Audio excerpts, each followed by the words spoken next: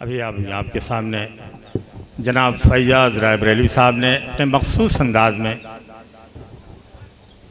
कई कलाम पेश किए। आप हजरात समात फरमा रहे थे और अब जिसका इंतज़ार था वो घड़ी अब ख़त्म हो गई है, अब आपके सामने आने वाली है। मौलाना मौसूफ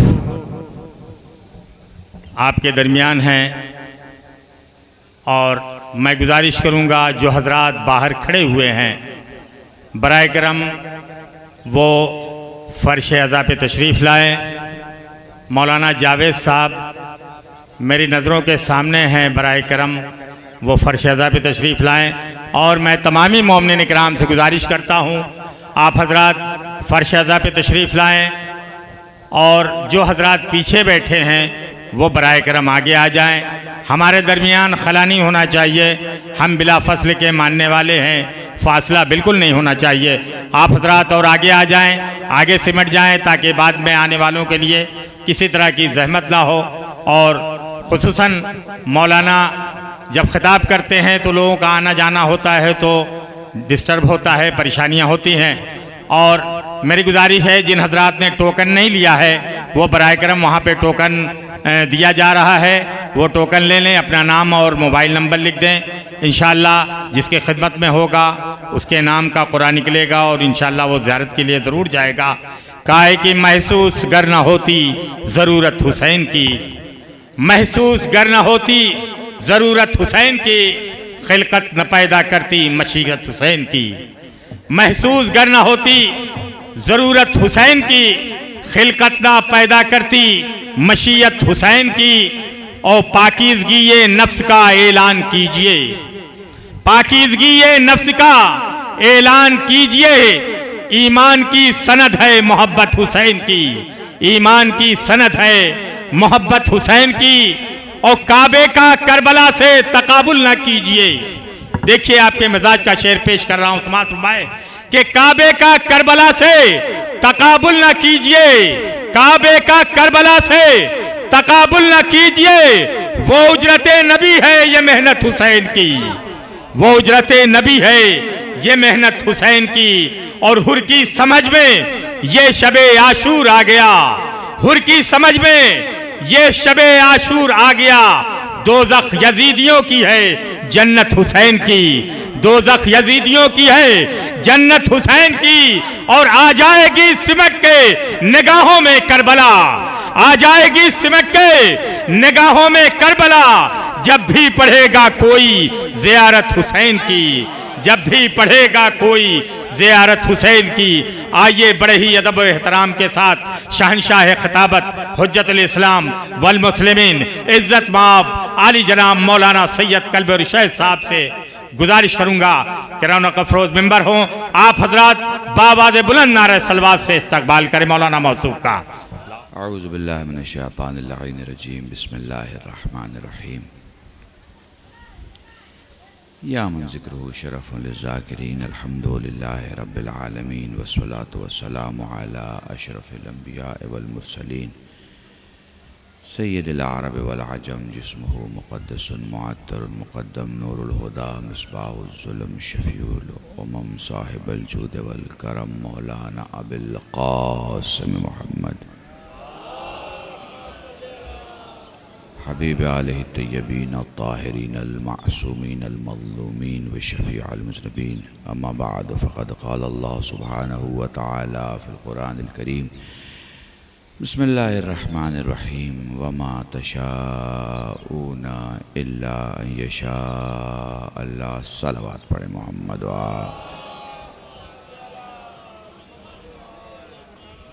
भैया थोड़ा सा वॉल्यूम बढ़ा दो, बस हल्का सा वॉल्यूम बढ़ा दो ताकि मैं, हाँ ज़रा सा बढ़ा दो, वॉल्यूम बढ़ा देना, बस हल्का सा बढ़ा दो, बस बस बस बस इतने में काफ़ी है मेरे लिए। आपको आवाज़ आ रही है? आखिरी आदमी को आवाज़ आ रही है? अच्छा, आप लोग बहुत थक गए हैं, अगर थके हैं तो 15-20 मिनट में उतर जाऊं, और थके नहीं हैं तो फिर वो 40-50 मिनट तक कोशिश की जाएगी। हाँ?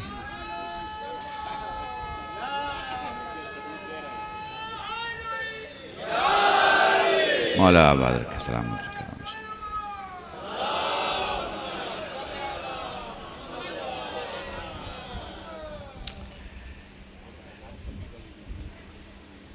देखिए, ये मजलिस इमाम हुसैन, आपको पता है कि हमारा पूरा का पूरा मुआशरा जिस हौज़ कौसर से सैराब होता रहता है वो यही है, ठीक है। हमको जो कुछ मिलता है वो यहीं से मिलता है, चाहे वो किसी भी किस्म की कोई दौलत हो, हम कहाँ से हासिल करते हैं? यहीं से हासिल करते हैं। बल्कि मैं ये जुमला कहूँ तो सही होगा कि हम फर्श अज़ा पे नहीं अर्श अज़ा पे बैठे हैं, क्योंकि यहाँ तक बिना सीढ़ी के कोई पहुँच ही नहीं सकता। बहुत सीढ़ियाँ चढ़ता है तब जाके अर्श अज़ा तक पहुँचता है। इसीलिए बहुत सारे लोग मजलिस में आके भी नहीं पहुँच पाते। मैं पूरी तवज्जो चाह रहा हूँ। बहुत से लोग अपने गांव से बस में निकले, अंजुमन के साथ आए, मजलिस के शहर में पहुंच गए, मजलिस के मोहल्ले में पहुंच गए, मजलिस जहाँ हो रही वहाँ पहुंच गए, मगर हुजूर अर्श अज़ा पे नहीं आ पाए, चूँकि नाम नहीं लिखा था, नाम नहीं लिखा था। याद रखिएगा, नाम लिखने के लिए आप पहले से दुआ करके चले। जिस नीयत के साथ जा रहे हैं, ए मेरी शहजादी मुझे आपके लाल के पुरसा देने वालों में शुमार करें, ये दुआ करके चले। और मैंने 1 साल 1.5 साल पहले, फिर आप लोगों ने क्लिप बना के भी उसे बहुत चलाया, जौनपुर में एक जुमला कहा था, जब कभी कहीं मजलिस में जाएं और फर्श अज़ा पे बैठ ना पाएं तो घर जाके ये ज़रूर सोचें कि ऐसा क्या खा के गए थे कि फर्श अज़ा ने बैठने नहीं दिया। आप इस पे नहीं बैठते हैं, इसकी इजाज़त होती है तो आप बैठ पाते हैं। ये बहुत बुलंद मकाम है, ये इतनी बुलंद जगह है कि यहाँ आपको जो मदीने में चादर के अंदर दिखाई दिए थे वो यहाँ अर्श पे एक साथ दिखाई देते हैं। पता नहीं आप मुझे महसूस कर पा रहे हैं कि नहीं महसूस कर पा रहे हैं। अब एक बार मिलजुल के दुरूद पढ़े मोहम्मद वाह।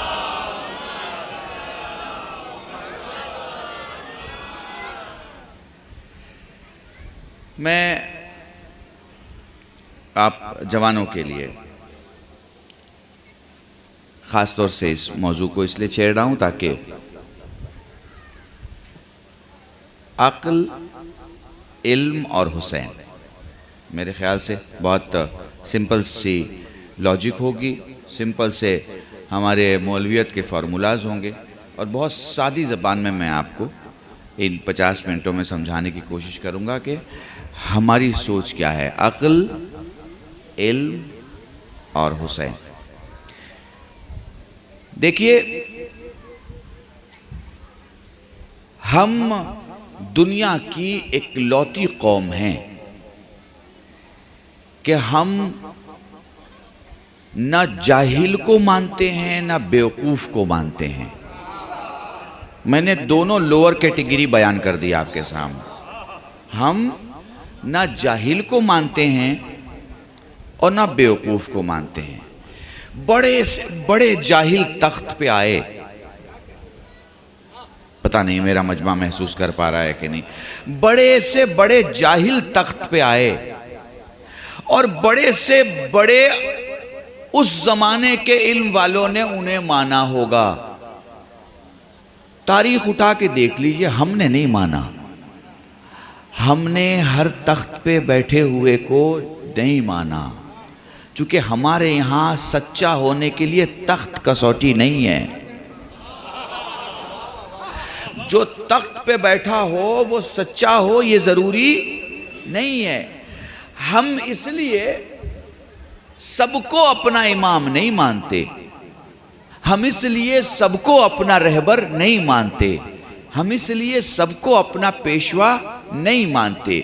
हम इसलिए सबको अपना गुरु नहीं मानते, हम इसलिए सबको अपना मौला नहीं मानते, क्योंकि हमारे यहाँ कुछ उसूल है, कुछ कानून है। अरे हम वो कौम है जिसके मुर्दे मर के भी नहीं मरते। बड़े बड़े बड़े सादगी से पढ़ रहा हूँ। हम वो कौम है मेरे जवानों, बस जरा गौर करना, हम वो कौम है जिसके मुर्दे मर के भी नहीं मरते। हम वो कौम है जिसका कोई ज़माना इमामत से खाली नहीं होता। हम वो कौम है जहाँ कोई ऐसा अरसा नहीं कि सवाल तो पूछा जाए और जवाब देने वाला ना हो। हम वो कौम है कि कभी ऐसा नहीं हुआ कि ठोकर खा के हमने अपने वालियों वारिस को बुलाया हो और कोई मदद के लिए ना आया हो। तारीख गवाह है, हम वो कौम है जो कभी यतीम नहीं रही। हम वो कौम है जो कभी यतीम नहीं रही। क्यों? इसलिए कि हमें अलग अलग भेजने वाला भी हमारा इमाम। अब पता नहीं जिसकी तारीख पर निगाह होगी वो इस बात को समझेगा। हमें अलग अलग खुशबू विलायत फैलाने के लिए भेजने वाला भी हमारा इमाम, और हमें जमा करने वाला भी हमारा इमाम। अल्लाह अकबर। नहीं, मैं जरा सा गांव की जबान इस्तेमाल करूं ताकि आप और नजदीक से समझ सके। किसी आदमी की ताकत कब समझ में आती है? जिसके बुलाने पर जितना बड़ा मजमा आए। आपने गौर नहीं किया, बड़े सादे अंदाज से कह रहा हूं। जिसके बुलाने पर जितना बड़ा मजमा आए वो उतना बड़ा आदमी माना जाता है। वापस कह रहा हूं, जिसके बुलाने पर जितना बड़ा मजमा आए, जिसके बुलाने पर जितना बड़ा मजमा आए वो उतना बड़ा आदमी माना जाता है। अगर तुम्हें देखना है कि अहले बैत कितने बड़े हैं तो अरबईन में हुसैन के बुलावे को देख लो।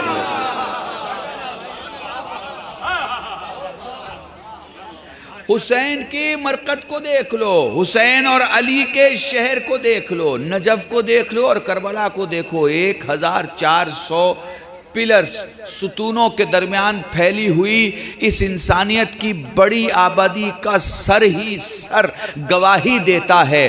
जो कब्र में सो के इतना बड़ा बादशाह है वो जी के कितना बड़ा बादशाह हो। दुरूद पढ़े मोहम्मद वाह।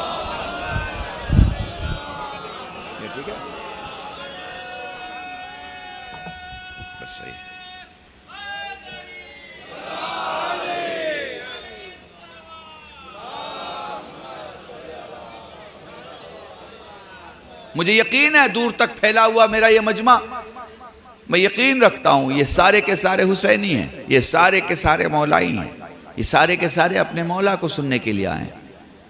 मेरे अजीजों, हम वो कौम है जहाँ अक्ल की इज्जत होती है, जहाँ ये उसूल है, ये मत देखो कौन बोल रहा है, ये देखो क्या बोल रहा है। अक्ल है हमारे यहाँ भाई, उसूल है हमारे यहाँ, ये मत देखो कौन बोल रहा है। हमें चेहरा देखने के लिए नहीं कहा गया कि देखो और फिर सुनो, नहीं।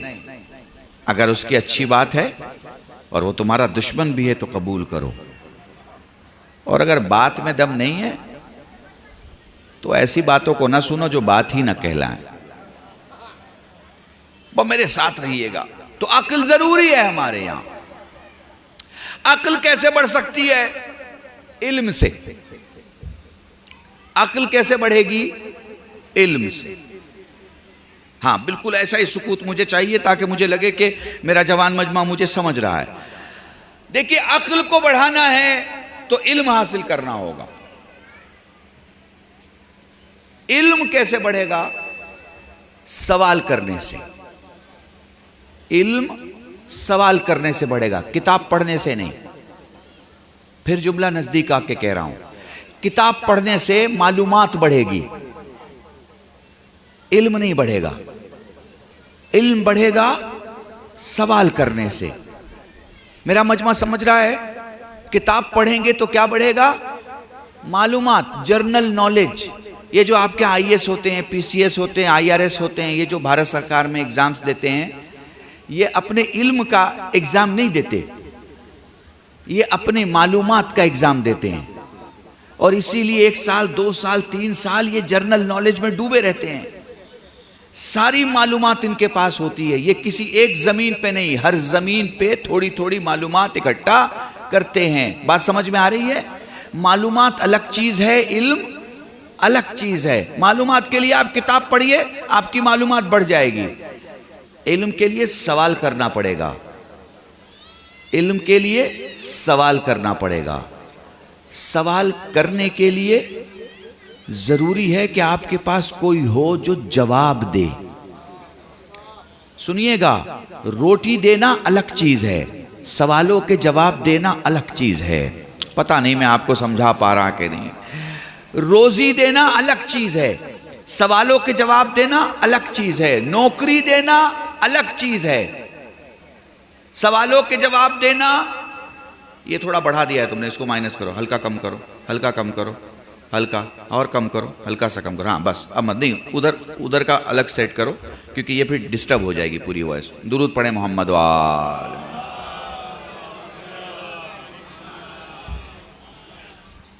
आपकी समझ में आ रही है बात? सवालों का जवाब। जब से इंसानियत ने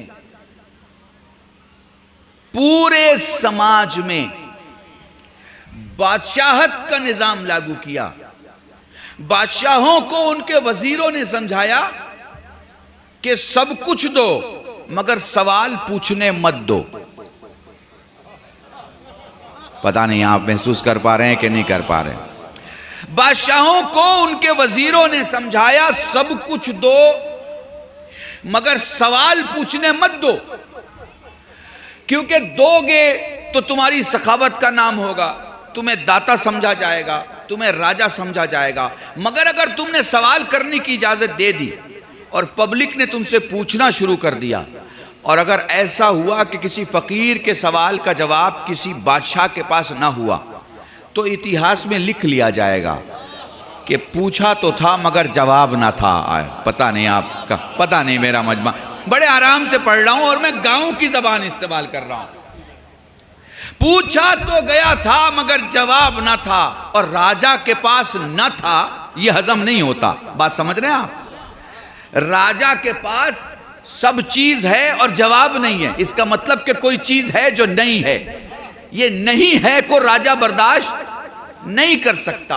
तो मुशीरों ने, वजीरों ने कहा अगर सवाल पूछने दोगे तो तुम्हारी जो धौंस है, अब बात समझ रहे हैं आप, ये जो धौंस है ये खत्म हो जाएगी। इस धौंस को बरकरार रखने के लिए सवाल बंद करवा दो। तो बशरियत में जब से बादशाहत ने अपने पांव पसारे, तब से सवाल करने की ताकत को ही बशरियत से खींच लिया गया, छीन लिया गया, मार दिया गया, खत्म कर दिया गया। समझ रहे हैं आप? उस सेंस को ही खत्म कर दिया गया। कोई बात ना करे, बादशाह सलामत तशरीफ ला रहे हैं, सुना है ना आपने? बादशाह आ रहे हैं तो अब सब खड़े हो गए। बादशाह आ रहे हैं भाई, अब बादशाह आ रहे हैं तो कोई सवाल नहीं कर सकता, ठीक है ना?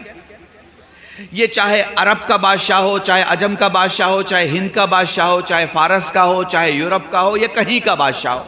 अभी उसी जमाने को बदल दीजिए, बादशाहत अब मिनिस्ट्री में तब्दील हो चुकी है, बादशाहत अब हुकूमत में तब्दील हो चुकी है।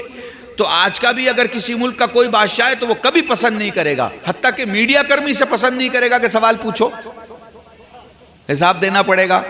सवाल पूछा जाएगा तो हिसाब देना पड़ेगा, हिसाब देना पड़ेगा तो बहुत सी बातें एंटी गवर्नमेंट चली जाएंगी। तो क्या है फॉर्मूला, क्या है धौंस बरकरार रखने का फॉर्मूला? क्या है बशरियत में? सवाल मत पूछो। सवाल पूछने से आम जबान इस्तेमाल करो, पोल खुल जाएगी, ठीक है? सवाल ही हटा दो ताकि जो जो बन के बैठे हैं वो बन के बैठे रहें। नहीं नहीं नहीं, बहुत बड़ा जुमला मैंने बोला। जो बन के बैठे हैं वो बन के बैठे रहें। इसके लिए जरूरी है कोई सवाल ना करे। सवाल करेगा धौंस खत्म हो जाएगी। बादशाह बन के बैठे हैं, बादशाह बन के बैठे हैं, बादशाहत की धौंस खत्म हो जाएगी। आलिम बन के बैठे हैं, इल्म की धौंस खत्म हो जाएगी।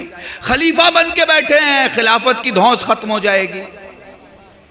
समझ रहा है मेरा मजमा? रहबर बन के बैठे हैं, रहबरियत की धौंस खत्म हो जाएगी। इस धौंस को बरकरार रखना है तो सवाल से खुद को बचाओ, ठीक है? बशरियत के पूरे इतिहास में सबने कहा सवाल मत पूछो। बस इस जमीन पे एक शख्सियत थी, अली इब्न अबी तालिब।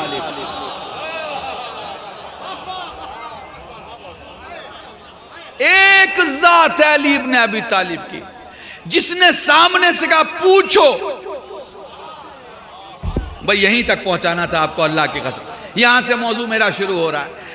पूछो, सवाल करो। मेरे जवानों, आज तक आपने कोई ऐसा कॉलेज नहीं होगा जिसमें मैथमेटिक्स का टीचर यह कहे कि मुझसे ज्योग्राफिया की बात पूछो। ज्योग्राफिया का टीचर कहे कि मुझसे केमिस्ट्री की बात पूछो। केमिस्ट्री का टीचर कहे कि मुझसे मैथमेटिक्स की बात पूछो।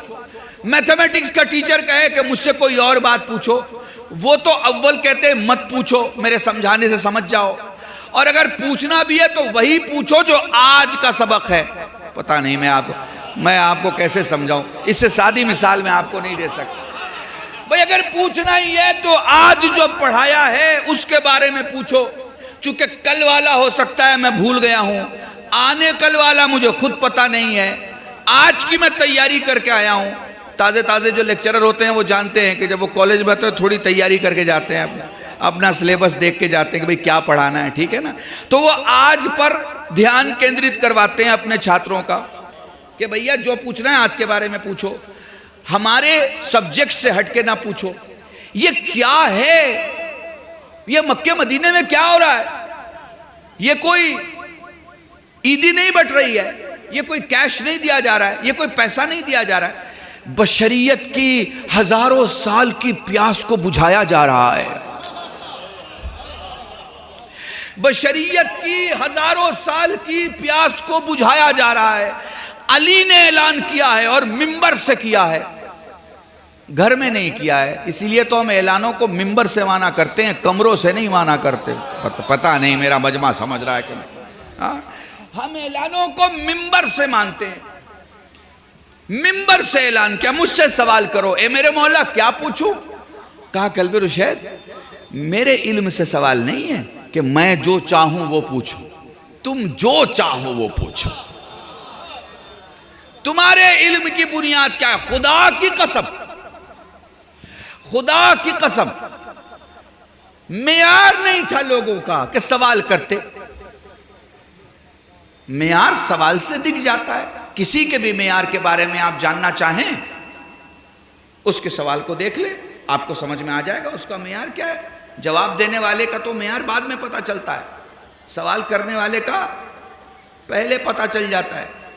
तो सवाल करने वालों ने जो अली से सवाल किया, खुदा की कसम उन सारे सवालों को आप पढ़ लें, आपको दिखेगा मेयार नहीं। भैया ये माइक ज़रा वापस फिर प्रॉब्लम हो गई है, कहाँ चले गई है? इनको बुलाइए माइक वाले को, ये ठीक करे ज़रा। दुरूद पढ़े मोहम्मद व आले मोहम्मद पर।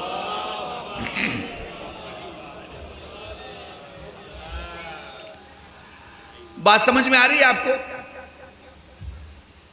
मेयार नहीं है।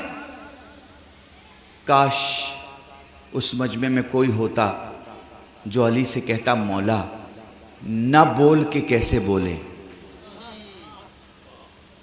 अल्लाह की कसम, ये जो लैंग्वेज ऑफ आईसाइट है, आंखों के इशारे से जो बात होती है, ये जो दुनिया के बड़े बड़े मुल्क अपनी खुफिया मिशन को इस खुफिया ज़बान से हल करते हैं, अल्लाह की कसम दुनिया की कोई ज़बान ऐसी नहीं थी जिसकी तालीम अली न दे सकते, खुदा की कसम। मगर काश कोई पूछने वाला होता जो ये पूछता।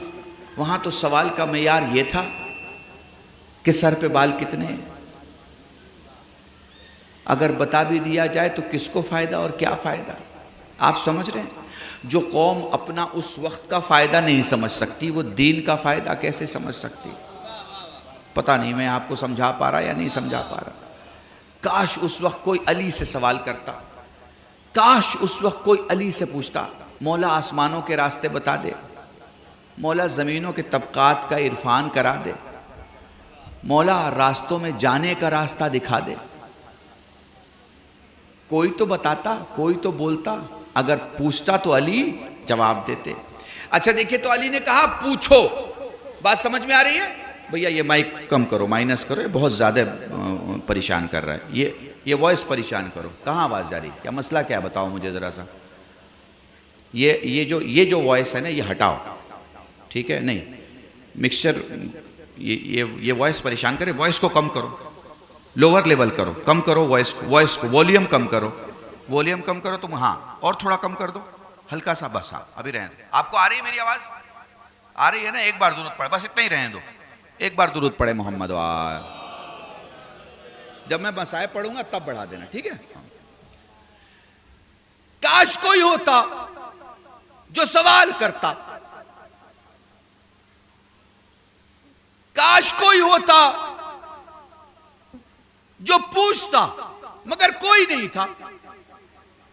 किसी ने सवाल नहीं किया। जो सवाल किए उसका लेवल और उसका मेयार देख लीजिए क्या था और किस किस्म के सवाल थे। अली इब्न अबी तालिब ने पूरी उम्मत से कहा पूछ लो, ताकि अब तक के बादशाहों ने जो पहरा बिठाया था उस पहरे की कलई खोलते हुए और उन भूमिकाओं के चेहरे से नकाब हटाते हुए अली ने बताया कि यह फैसिलिटी वही दे सकता है जिसके पास जवाब देने का दम हो। पता नहीं, मैं ये सवाल पूछने की फैसिलिटी वही दे सकता है जिसके पास जवाब देने की ताकत हो, जवाब देने की सलाहियत हो। पूछने वालों ने पूछा, अली ने जवाब दिया। मैंने बंबई में एक जुमला कहा था, हम इंसान जवाब देने में कभी कभी एक्सक्यूज लाते हैं, कभी कभी। मसलन आपने कहा किबला आप फलां तारीख को आ जाएंगे, मैंने कहा मैं अभी बताता हूं डायरी देख के, ठीक है? फलां सवाल का जवाब क्या है? मैंने कहा बस अभी चंद मेहमानों के साथ हूं, इनके जाने के बाद आपको कॉल करता हूं, ठीक है?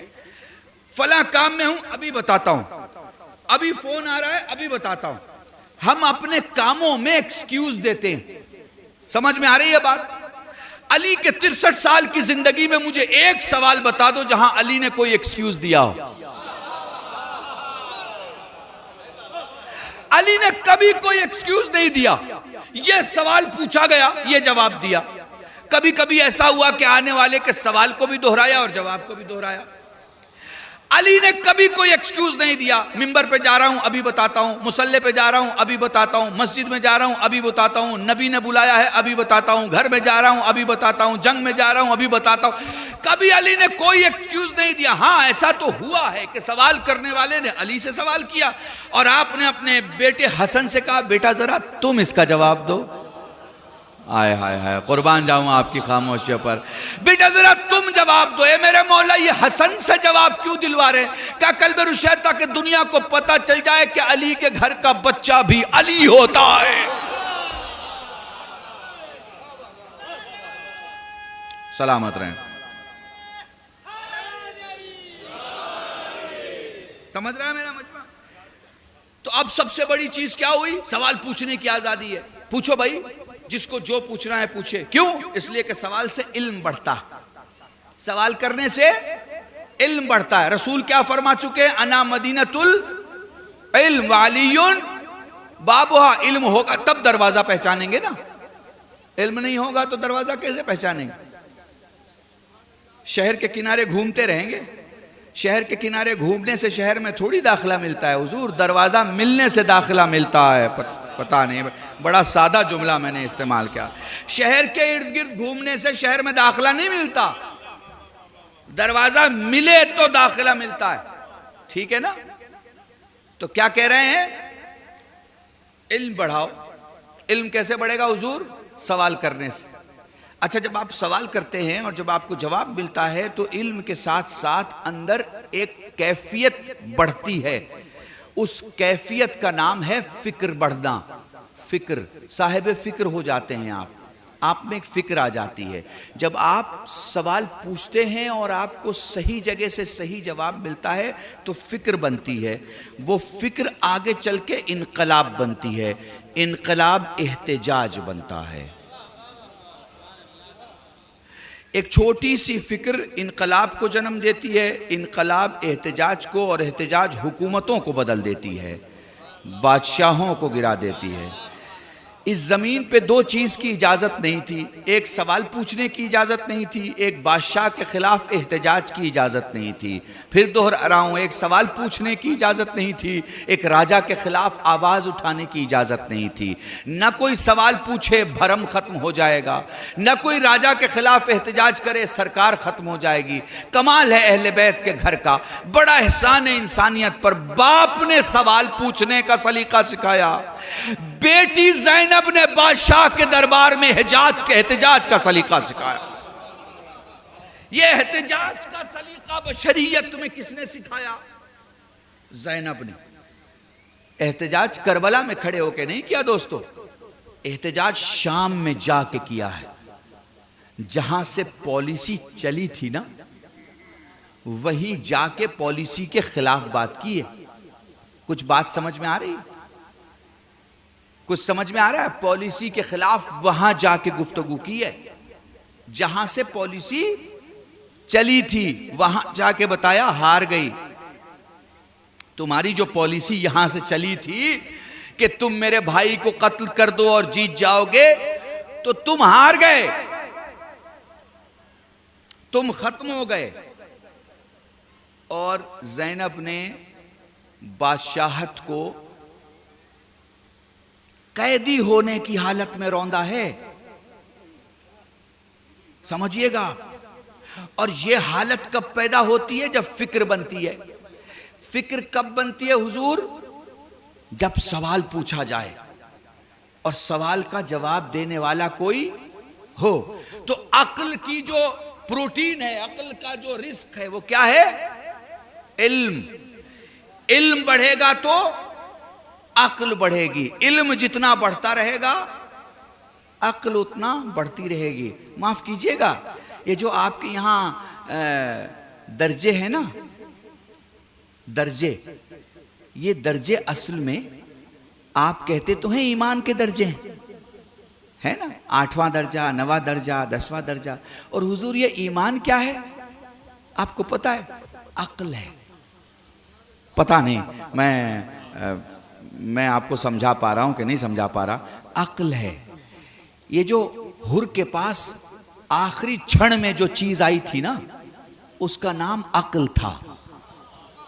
क्योंकि अक्ल हो और अली के दरवाजे पे ना हो, समझ में नहीं आता। मैंने पूरी मजलिस पढ़ दी इस जुमले में, अल्लाह की कसम। अक्ल आ जाए और बंदा अली के दरवाजे पे ना आए, समझ में नहीं आता। अक्ल आ जाए और पंजतन के दरवाजे पे ना आए, समझ में नहीं आता। अक्ल आएगी तो वो दौड़ के वहां आएगा, जिसे मजहरल अजायब कहा जाता है, अक्ल। अच्छा, ये जो अक्ल है हुजूर, ये चंद चीजों से बढ़ती है और चंद चीजों से खत्म होती है। मसलन आप में बहुत ज्यादा घमंड है तो आप घमंड रखिए, अक्ल नहीं रहेगी। अगर घमंड है आप में तो घमंड अपने पास रखिए आप, फिर घमंड रह जाएगी, अक्ल नहीं रहेगी। क्योंकि यह मुमकिन नहीं है कि अक्ल हो और घमंड हो, यह भी मुमकिन नहीं है कि घमंड हो और अक्ल हो। एक आएगा तो दूसरा चला जाएगा, समझ लीजिएगा। अब अगर किसी घमंडी आदमी को समाज में आप देखें तो कितना घमंड है ये तो मुझे नहीं मालूम, पर अक्ल बिल्कुल नहीं है ये मुझे मालूम है। ये क्लियर समझ लीजिए मामला। अगर घमंड आएगा तो अक्ल चली जाएगी, अक्ल आएगी तो घमंड चला जाएगा। तो किसी भी प्राउडी आदमी को देख लीजिए, आप समझ लीजिए कि उसके पास अक्ल नाम की कोई चीज नहीं है। शहवत आई, अक्ल चली जाएगी। अनानियत आई, अक्ल चली जाएगी।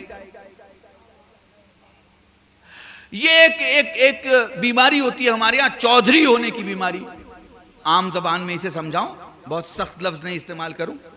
ये बीमारी अगर आ गई, अक्ल चली जाएगी। अक्ल वहीं रहेगी जहां इनकिसारी रहेगी। अक्ल वहीं रहेगी जहां मैं क्या हूं ये समझने का जज्बा नहीं, सामने वाला क्या है ये समझने का जज्बा होगा। पता नहीं मैं आपको समझा पा रहा हूं क्या? ये अक्ल इन जगहों पे रहती है। मगर एक चीज है जो अक्ल एक्सेप्ट नहीं करती, उसका नाम है इश्क। ये दो बड़ी चीजें हैं, ये दोनों छोटी चीज नहीं है। एक का नाम है अक्ल और दूसरे का नाम है इश्क। अक्ल इश्क को नहीं समझता, जैसे इश्क आता है अक्ल अपना रास्ता किनारे कर लेती है। इश्क भी अक्ल को कोई वैल्यू नहीं देता, और जैसे ही अक्ल अपनी जबान खोलता है इश्क कहता है बस खामोश हो जाओ। समझिएगा, अब ये मैं असल इश्क की बात कर रहा हूं, मैं आम जबान में गली चौराहों और नुक्कड़ों की मोहब्बत की बात नहीं कर रहा। मैं बात कर रहा हूं इश्क की। दोनों बहुत अजीम है और दोनों ने जब से जन्म लिया है तब से कभी एक जगह जमा नहीं हुए। दोनों अपनी अपनी दुनिया के बादशाह हैं। अक्ल कहता है आंख से देखो, इश्क कहता है दिल से देखो। अक्ल कहता है सामने आए तो देखो, इश्क कहता है सामने ना हो फिर भी देखो। अक्ल कहती है जो मौजूद हो उसे मानो, इश्क कहता है वो तो कोई भी देख लेगा, उसे मानो जो सबकी आंखों से दिखाई नहीं देता मगर तुम्हें महसूस होता है। अल्लाह की कसम मेरे जवानों, अगर ये महसूस कर लिया आपने तो मैं समझूंगा मैंने मजलिस पढ़ लिया आपके दरमियान। जब से इश्क वजूद में आया या जब से अक्ल वजूद में आई, दोनों एक जगह जमा नहीं हुए, मगर खुदा की कसम ये दोनों अपनी इंतहा में अगर किसी एक जात में जमा हुए तो उसका नाम हुसैन है। मैं मौजू मुकम्मल कर रहा हूं आपके सामने। उस जात का नाम हुसैन है। देखिए, कत्ल के पहले, जुमला सुनिएगा, कत्ल के पहले हुसैन अक्ल ही अक्ल है, कत्ल के बाद हुसैन इश्क ही इश्क है। बहुत बड़ा जुमला था, अल्लाह की कसम बहुत बड़ा जुमला था। अगर कल तक दाद देते रहो तो इस एक जुमले का हक नहीं अदा कर पाओगे। कत्ल के पहले हुसैन अक्ल ही अक्ल है, कत्ल के बाद हुसैन इश्क ही इश्क है। गौर कीजिएगा जरा, करबला में हुसैन का जिस्म बोल रहा है, शाम में हुसैन का सर बोल रहा है। गौर नहीं किया आपने? गौर नहीं किया भाई, अक्ल तो समझ ही नहीं पाएगी इस चीज को। नहीं, थोड़ा और नजदीक आके आपको समझाऊं। ये बताइए, जब जनाब ज़ैनब जनाब सकीना को ढूंढ रही थी और वो अपने बाबा के पास मिली और वो ये कहती हैं कि मुझे मेरे बाबा ने पुकारा, उस वक्त सर मौजूद था क्या बदन पे? नहीं था। तो फिर आवाज कहां से आई? जिस्म से आवाज आई। समझ रहा है मेरा मजमा? शाम में आवाज कहां से आ रही है? सर से आवाज आ रही है। आवाज का आना किसी बात की दलील हो ना हो, जिंदगी की दलील तो है ही। पता नहीं आप क्या सुन रहे। आवाज का आना किसी बात की दलील हो ना हो, जिंदगी की तो दलील है, जिंदगी की दलील है। तो अब जिंदगी की दलील शाम में भी, जिंदगी की दलील करबला में भी। समझ रहा है मेरा मजमा? करबला में भी जिंदगी की दलील, शाम में भी जिंदगी की दलील। बिना सर का जिस्म बता रहा है मैं मरा नहीं,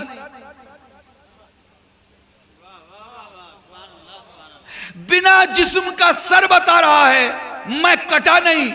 पता नहीं मैं क्या समझा रहा हूं आपको।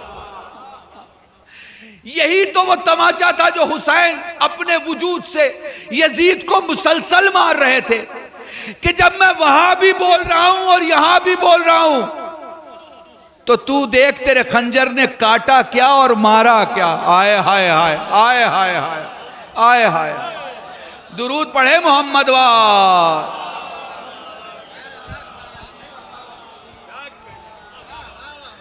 हजारों की फौज जिस काम के लिए लगाई कि हुसैन को दबा ले, हुसैन को डरा ले, हुसैन को झुका ले, हुसैन की गर्दन काट ले। लाशा करबला में बोल रहा है, सर शाम में बोल रहा है। ये बोलना बता रहा है कि यजीद तू और तेरी फौज ने जिसे मार डालने की कोशिश की वो करबला में भी जिंदा है और शाम में भी जिंदा है। वो करबला में भी जिंदा है और शाम में भी जिंदा है। हुजूर जरा आगे चले। कल एक जुमला कानपुर में मैंने पढ़ा, जब कोई बादशाह चाहता है कि किसी में डर बैठ जाए और डर उसमें अगर बैठ जाता है फिर वो बात नहीं कर पाता, बोल नहीं पाता, वो घबराता है, वो परेशान होता है, उसकी जबान में लुकनत आती है, वो भूलने लगता है, कहना कुछ कहता कुछ और है। आप समझ रहे हैं ना, इंसानों में यही होता है ना, जब कोई घबरा जाता है तो हत्ता के वो अपना नाम भी भूल जाता है, हत्ता के एड्रेस भूल जाता है, हत्ता के सवाल भूल जाता है, हत्ता के बाद भूल जाता है, हत्ता के कहां से आ रहा है ये भूल जाता है। ठीक है ना, जब कोई घबराता है, कोई डरता है, लुकनत आती है, होंठ कांपते हैं। देखिए हुसैन उस वक्त खुतबा दे रहे हैं जिस वक्त उलमा ये लिख चुके हैं कि प्यास की इतनी शिद्दत थी कि अगर कोई बोलता तो रुखसारों से खून निकलते थे। उस वक्त जब दो लफ्ज कोई बोल ना पाए, हुसैन एक तवील फसीह बली खुतबा दे रहे हैं। पता है हुसैन यजीद से क्या कह रहे हैं? करबला में अपनी जमीन पे खड़े होके, करबला में अपनी जमीन पे, किसी बादशाह की नहीं, करबला में अपनी जमीन पे खड़े होके हुसैन यजीद को ये समझा रहे हैं, तू मुझे डराना चाहता था ना, भेज अपने किसी फौजी को कि वो देखे हुसैन डरा के नहीं डरा। देख मैं खुतबा दे रहा हूं, मैं डरा नहीं।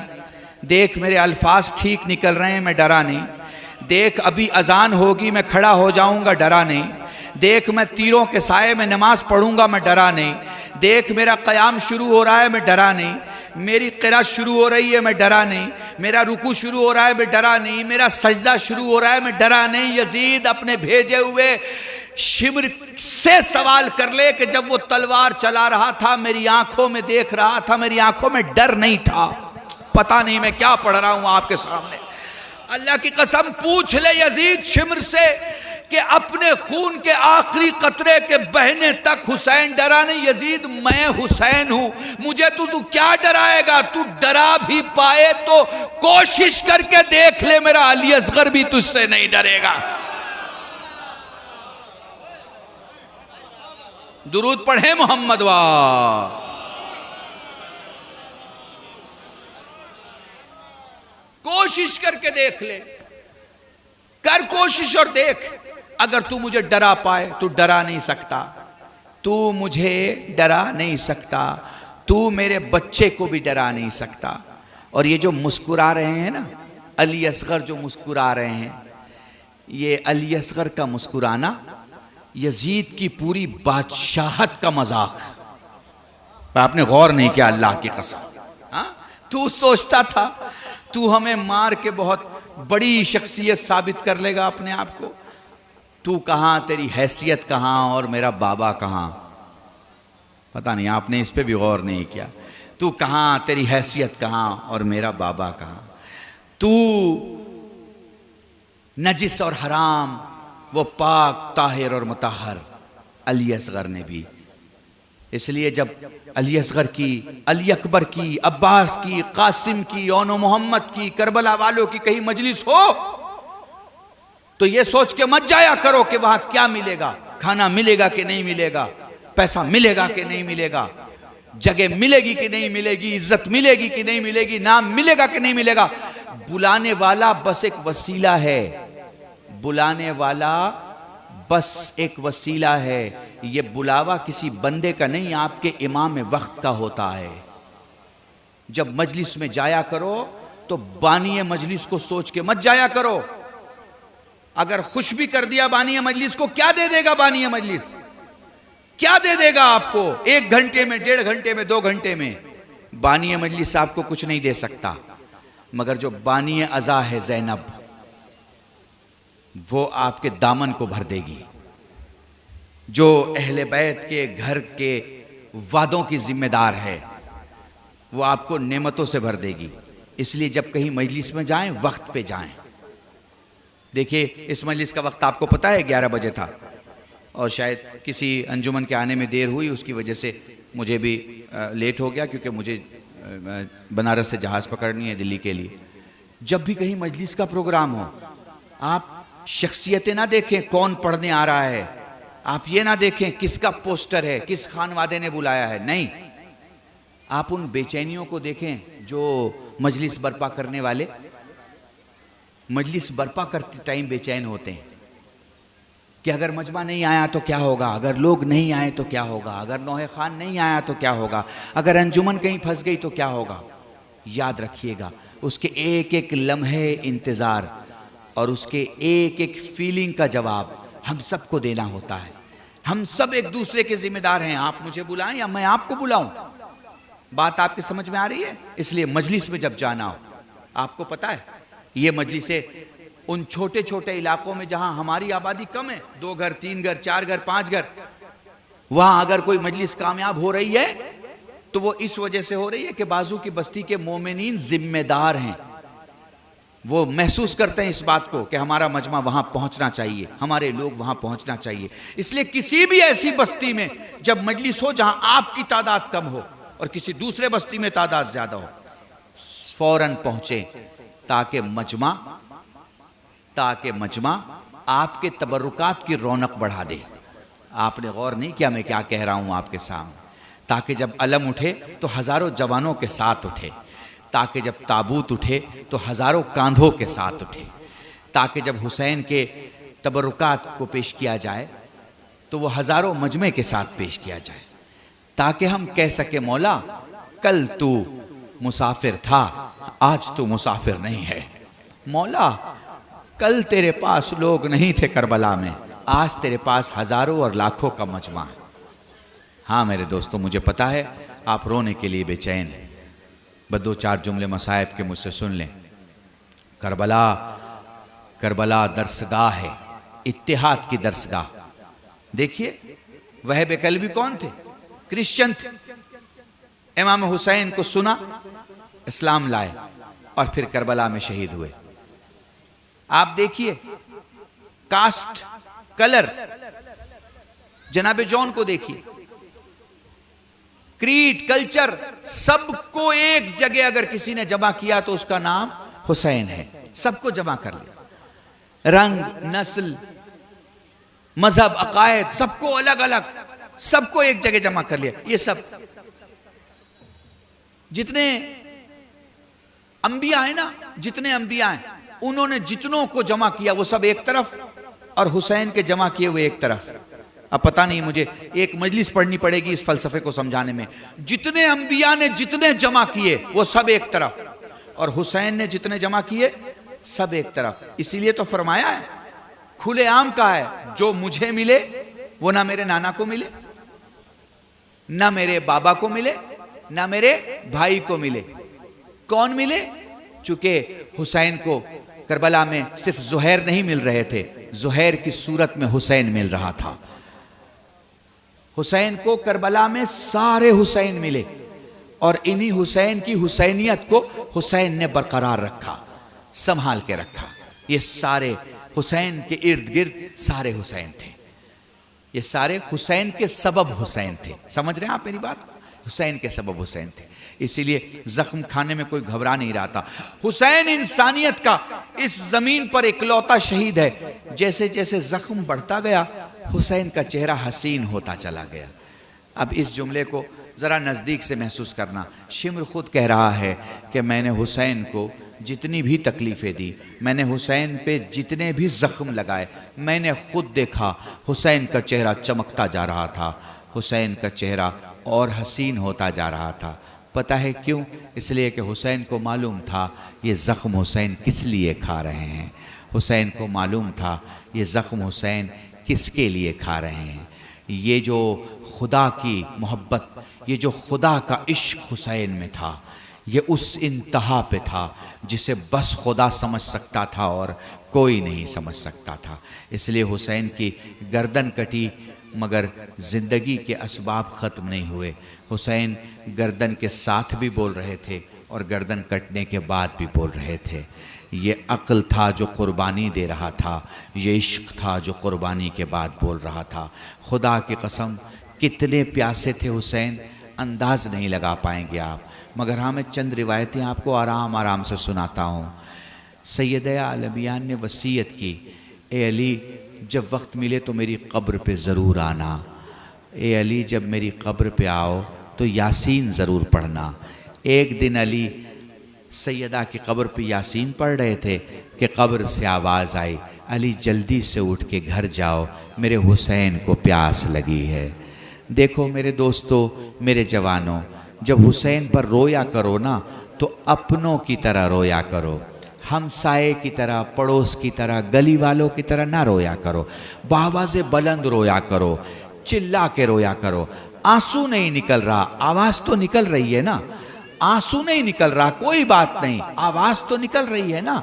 ये मेरे मौला ने समझाया है। जब किसी ने सवाल किया मौला कैसे रोएं, का आंसू का वो कतरा जो आँखों में रह जाए मोमिन का, जो आँखों से बाहर आए सालिहीन का, जो दाढ़ी के बाल तक आए अंबिया का, जो सीने के बाल तक आए हम इमामों का।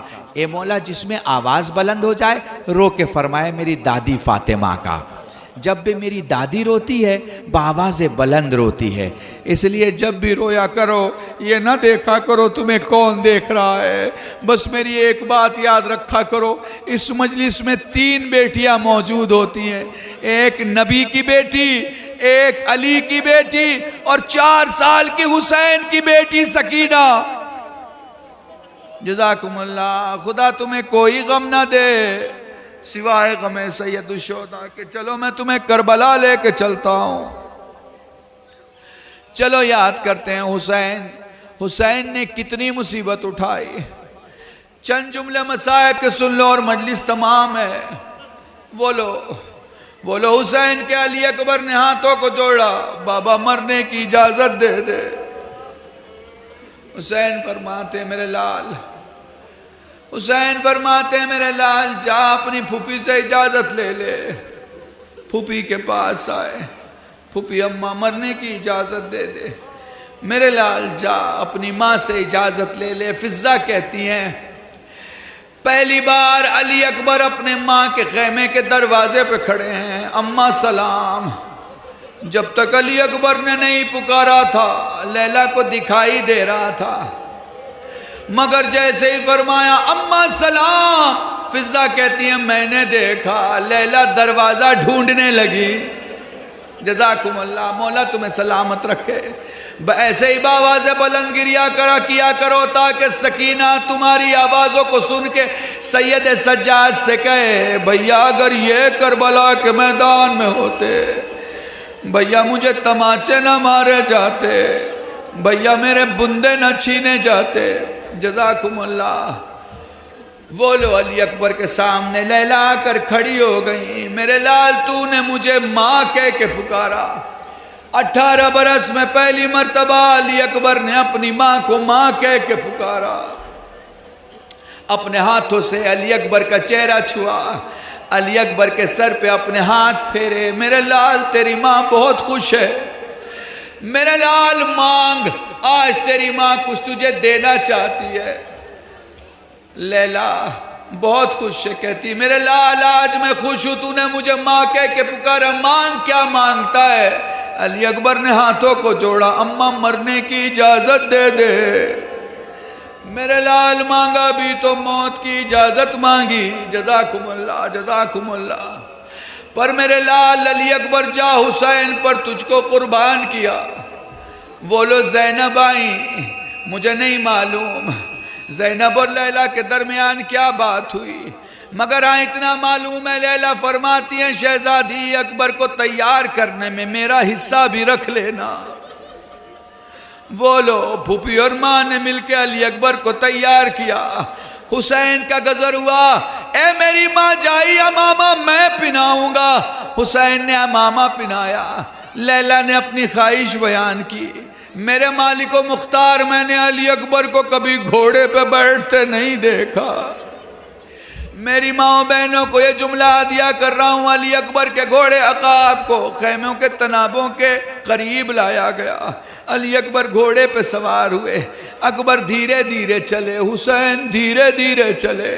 अकबर का घोड़ा तेज दौड़ा, हुसैन तेज दौड़े।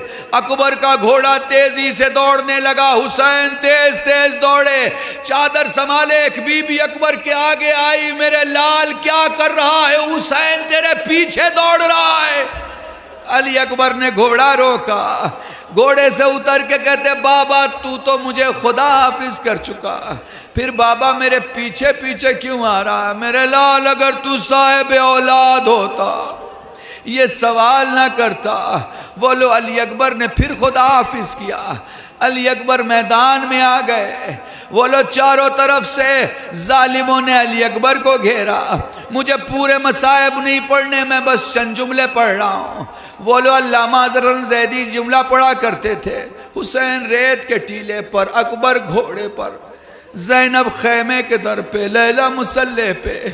थोड़ी देर प्यासे ने जंग की, फिर क्या हुआ? अकबर घोड़े से गिरे, हुसैन रेत के टीले से गिरे, ज़ैनब खैमे के दर पे गिरी, लैला मुसल्ले पे गिरी। मेरे अल्लाह, मेरे अली अकबर की खैर हो, जज़ाकुमुल्लाह। बोलो हुसैन धीरे धीरे अली अकबर के पास पहुंचे, अपने अली अकबर पे झुके, इतना झुके कि जुल्फें अकबर के कानों से टकराने लगी। अली अकबर ने आंखें खोली, एक हाथ सीने पे था, दूसरे हाथ से पेशानी साफ की, दाढ़ी पे लगे हुए धूल को साफ किया, जुल्फों को झाड़ के कहते हैं बाबा तुझे देख के ऐसा लगता है जैसे तू मुझ तक आते आते कई बार ठोकरे खा के गिरा है और कई बार ठोकरे खा के उठा है। ए मेरे लाल ना पूछ मैं तुझ तक कैसे आया, मगर मेरे बेटे तेरा हाथ सीने पे क्यों है? बाबा बर्छी लगी है। हुसैन ने आस्तीनें समेटी, अपनी उंगलियों को बर्छी की अनी में पेवस किया। हुसैन ने चाह अली अकबर की बर्छी खींचे, हुसैन को लगा मेरा अली अकबर कांप रहा है। नई मसाइब सुनने के पहले समझो, अगर मेरे हाथ के बीचों बीच कोई छुरी लग जाए तो कोई शख्स अगर छुरी के ऊपरी हिस्से को पकड़ेगा मेरा पूरा हाथ कांपेगा। अब अगर महसूस कर सको तो महसूस कर लेना। हुसैन ने बर्छी की अनी में अपनी उंगलियों को पेवस किया। जैसे ही हुसैन ने अपनी उंगलियों को पेवस किया अली अकबर कांपने लगे। जब तीसरी बार ऐसा हुआ, खून से भरे हुए हाथ को अली अकबर ने उठाया, बाबा के सर पे रख के कहा बाबा बर्छी खींच, मैं नहीं कांप रहा, करबला हिल रही है। जज़ाकुमुल्लाह, जज़ाकुमुल्लाह। खुदा तुम्हें कोई गम न दे सिवाय गमे सैयदुश्शोदा के। बस 2 रिवायतें सुन लो और मजलिस तमाम है। बोलो अली अकबर के सीने से बर्छी का फल निकाला गया। अब क्या मुझे बयान करने की ज़रूरत है क्या हाल हुआ होगा? बोलो हुसैन मैदान में आ गए, बोलो हुसैन घोड़े से ज़मीन पे आ गए, बोलो करबला में चारों तरफ आंधियां चलने लगी। मगर इससे पहले मौरिख लिखता है एक वक्त ऐसा आया जब जुलजना ने हुसैन का तवाफ़ करना शुरू किया। कहता है खुद को मेरी पीठ पे डाल दे। हुसैन कहते हैं क्या करेगा? तेरे नाना के रोज़े पे ले जाऊंगा, तेरे बाबा की कब्र पे ले जाऊंगा, तेरे अम्मा की मरकत पे ले जाऊंगा। जुलजना देख वो मेरे नाना खड़े हैं, वो देख मेरे बाबा मौजूद हैं, वो देख नशेब में मेरी माँ मौजूद है। मगर जुलजना अगर तू कुछ करना चाहता है तो मेरे हाथों के दरमियान अपनी गर्दन डाल दे। जुलजना ने गर्दन डाली। धीरे धीरे जुलजना ने हुसैन को उठाना शुरू किया। धीरे धीरे हुसैन उठते चले गए और उठा हुसैन और उठे। जुलजना से कहते हैं जरा और उठा। हुसैन और उठते चले गए। जुलजना कहता मौला क्या देखना चाहता है? जुलजना देखूं तो सही मेरा अली अकबर कहां सो रहा है। हाय रे अली अकबर, हाय रे हुसैन, हाय रे करबला। अला लानतुल्लाह अलल कौमिल ज़ालिमीन सयअलमुल लज़ीना ज़लमू अय्युमुनक़लबिन यन्क़लिबून इन्ना लिल्लाहि व इन्ना इलैहि राजिऊन। अल्लाहुम्मा अर्ज़ुक़ना ईमानन सादिक़न व लिसानन ज़ाकिरन व इल्मन नाफ़िअन व वलदन सालिहन व अमलन मुतक़ब्बलन व तौबतन नसूहा। सल्लल्लाहु अला मुहम्मदिन व आलिहि तय्यबीन अत्ताहिरीन बिफ़ज़लिका व रहमतिका या अरहमर राहिमीन। मातम हुसैन।